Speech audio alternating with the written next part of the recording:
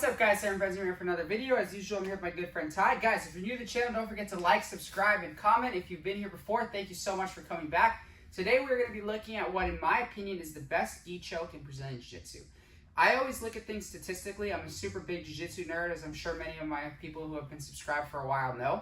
And when you look at the top tier guys, the world-class black belts who are finishing matches, not only are they finishing from this choke a lot, it's also the choke that seems to work on the best guys. So if the best guys are getting submitted, it's typically in the gi. This is a trend we see a lot, and it's the bow and arrow choke. It's my favorite choke. It has been since I was a blue belt, so I wanted to show you guys the way that I approach it. So without further ado, let's get into it. So let's say I have Ty, and I took his back. Okay? Traditionally, when we take the back, we're taught to fall to our choking arm. So I always approach the back with a seatbelt grip. Okay? I think it's very superior to a body lock. I always go seatbelt. When I go seatbelt, I always go bottom hand over top. So left hand's on the bottom, so it goes over. Why? Because if he peels something while he's freaking out, I can start to still choke. That's something I learned from Marcelo Garcia. It's a simple subtlety, but it does work. So we're taught to fall to the choking arm.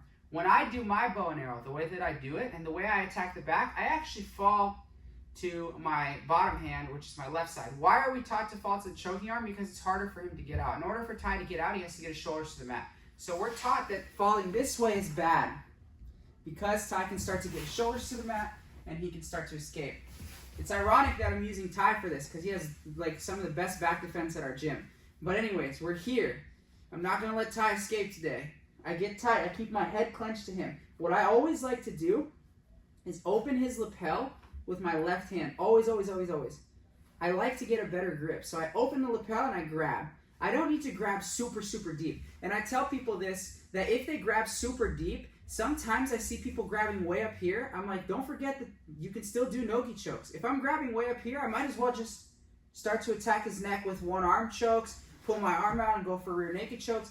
That's such a simple tip that has paid dividends that I received when I was a purple belt. My coach was like, dude, I see you attacking really deep gi chokes. He's like, don't forget you can, attack the neck regularly. Like, it's something that's so simple and overlooked. But anyways, I grab relatively shallow, thumb inside the gi, and I open it. Okay, the second thing that I do, I keep my head tight to a shoulder at all times. For the sake of demonstration, I'm leaning up and I'm loose. But I keep my knees pinched tight, keep my hook tight. If I'm in this position specifically, I like to keep my foot on his hip and keep my knee pinched super tight. And now with my left hand, I'm going to grab his opposite lapel. I also like to pull that one down.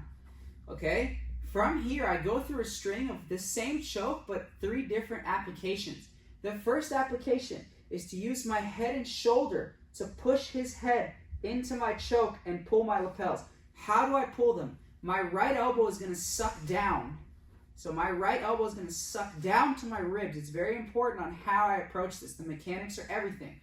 Okay, as my right elbow sucks down, my left hand is going to straighten this lapel, because we need the tightness on his other carotid artery to be a choking mechanism. So again, I'm here and here, and now look, my shoulder and head push Ty forward, my right elbow draws tightly to my ribs, my left hand straightens, and I can get the finish right here. That's always the first approach. If I feel like I'm unable to get him, he's probably going to be lifting his hip. This is the exact reason that I like to fall to this side as opposed to the choking side, because when he lifts my hip, and I'm going to explain everything, trying to get his shoulders to the mat, it's going to open the opportunity for me to use my right foot, okay, my right foot, to push down on his hip as my left leg chops across. So I'm doing like a 90-degree push. Okay, so I push and my left foot pushes this way. So I have opposing forces like this. That's the angle I want to make. And I do it at the proper time, because timing is everything. So as Ty tries to get up, I do this and I create a 90-degree angle with Ty. Okay, so now with this angle, my right leg's going to let go and swing over. Okay, and now I'm going to finish the bow and arrow a number of different ways. If we sit up with him, I'm going to pull my arm back. My right elbow still draws to my chest as I cut across. So my elbow's pulling this way as tight as humanly possible. Okay, and my left hand pulls down and I just keep everything tight. If we're still in this position, same thing, but I can also lock my legs, push down, so heels to the floor, heels to the mat, and extend. This is the most powerful finish in my opinion. And if he's still lifting his hip and I'm still unable to finish, my last application will be to underhook his leg. I don't like to grab the pants. You can, but when I grab the pants, I find that he kicks out very well and it makes it difficult. So if his leg is here because he's pushing up, so push your hips up, I like to go underneath it and hook all the way up. Okay, now I go down, extend my legs like I leg press tie away as I pull my elbow back. And this is the most powerful choke in jiu-jitsu in my opinion. So why don't I fall to the choking arm? Let's scoot a little closer to the camera. So if I fall to the choking arm, let's say we're here and here, we already have our grips. A lot of people have difficulty, myself included, because as he starts to get his shoulders to the mat here, I have to come up. I have to have good core strength, and I don't want to let go of my grips. And what happens to a lot of people is their right leg gets trapped underneath his hip, especially if Tai is intentionally doing that. So what I have to do to get up here is I have to come up, up, up, and I have to get this leg out. And now I get into a great bow and arrow position, and now I can go back. But I like to have him do the work for me, and by falling to this side, I try my first application, keeping everything tight, drawing my right elbow to my ribs, straightening my left arm, pushing into his head. If it doesn't work, he starts to bridge and try to get his shoulders to the mat. I use the timing to come here. Okay, I'm trying not to choke Tai the whole time. Now from here, I always am already applying. Most people tap here. Okay, if they don't tap, I can fall all the way up, lock my legs over. Okay, and if he starts to bridge again, then I can switch. I can pull his leg to me, and I can finish here. Sorry it's a little sloppy there, but I can tell I'm choking Tai so badly as it is, and I don't want to hurt him.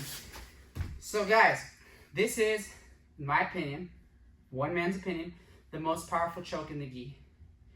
I think powerful doesn't mean best, powerful doesn't mean highest percentage. It just means literally I think it's the most powerful choke. I think if you get somebody in a bow and arrow, their escape percentage is very, very low. I mean, very rarely are you going to escape a full bow and arrow. Very, very rarely. So that's my approach. I hope you guys like it. If you have any questions, please drop in the comments. If you like the video, please like. Please share the video so you can help me grow this channel. Please subscribe so you can help me grow this channel. Let me know what you think. Message me on Instagram at abenz239. Thanks to my friend Tai for putting up with all those chokes. Thanks to you guys. Awesome.